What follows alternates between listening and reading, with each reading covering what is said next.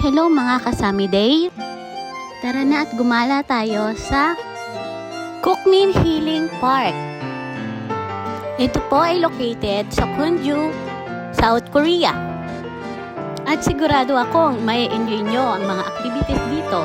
At ang entrance fee per head ay 15,000 won or 600 sa Philippine money. Dito nga may enjoy mo, one to sawa ang ice sliding. Bata o matanda ay talaga namang mag-i-enjoy.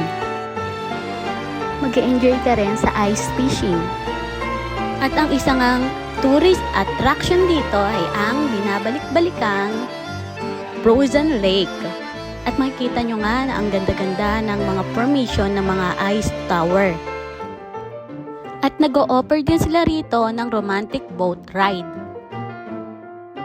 Mag-a-add lang kayo ng another 30,000 won para makapagpa-picture at makapag-video kayo sa Frozen Lake. At pagkatapos nyong i-enjoy ang Frozen Lake, ay huwag nyong kalimutan na bisitahin ang farm ng mga rabbit. Talaga namang sulit ang inyong pagpunta dito sa Healing Park. Kaya ano pang hinihintay nyo mga kasami day, isama na ang buong barkada, pamilya at minamahal sa buhay upang ma-explore nyo rin at maranasan ang magical frozen winter dito sa South Korea.